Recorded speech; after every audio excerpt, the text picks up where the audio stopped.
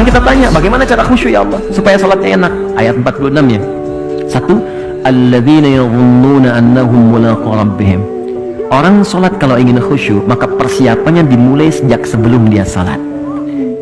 Di khusyuk itu ternyata tahap pertamanya bukan saat salat, tapi sebelum salat. Apa ciri pertamanya?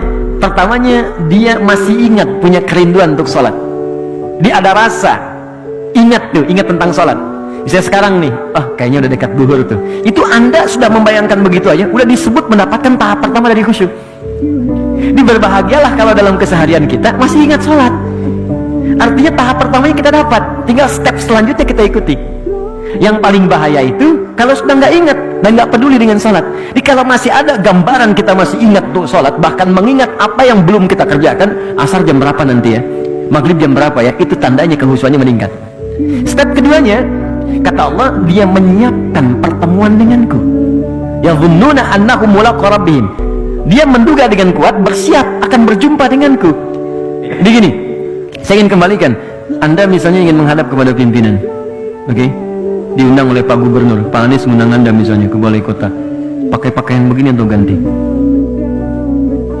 Gini aja, karena Anda melihat itu baik. Kalau Anda merubahnya dengan kaos, itu mustahil. Anda akan cari yang paling baik yang bisa Anda katakan ini layak untuk dipakai. Anda menghadap orang saja, Anda diundang dalam resepsi, Anda cari yang paling bagus. Sekarang Allah mengundang Anda 5 kali dalam sehari dan memberikan bahkan apa yang tidak Anda mintakan. Saya mohon maaf ya, mohon maaf. Orang yang mengundang Anda belum tentu menyelesaikan masalah Anda. Ini Allah sebelum mengundang kita udah menanya, meminta pada kita, kamu punya masalah apa? Ayo mintakan padaku. Engkau butuh, aku berikan. Kau sakit, aku sembuhkan. Kau ingin rezeki, aku penuhi. Anda bayangkan, dan tidak ada yang mengundang itu 5 kali dalam sehari. Allah undang kita. Makanya Allah balik tanya, kamu diundang manusia, penampilan kamu begitu bagus, kenapa diundang saya pakaian begini?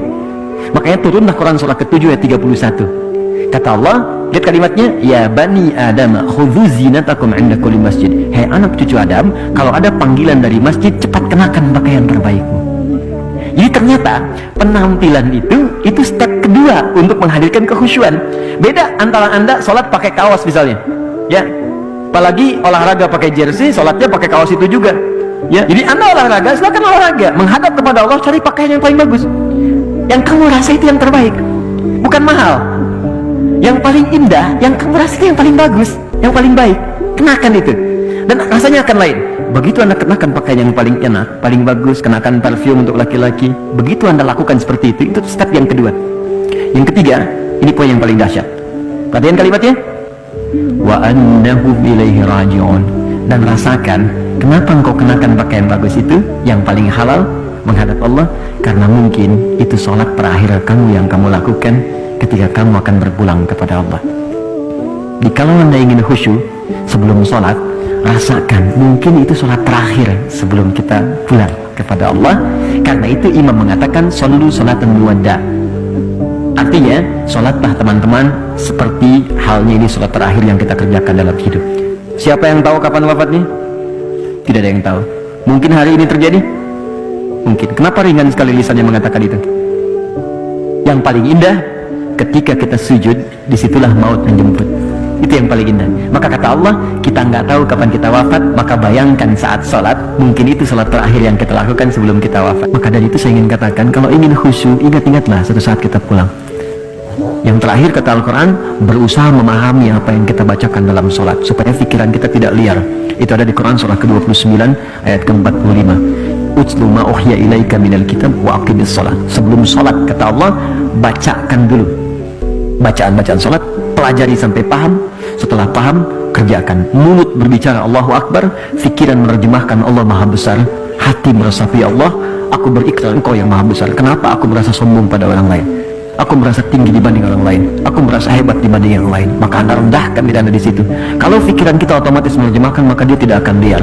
Tidak akan terjadi lisan Allahu Akbar, pikiran mencari kunci, pikiran membalas WA dan sebagainya. Mustahil. Karena semua terfokus untuk menghadirkan keagungan Allah Subhanahu wa Ta'ala.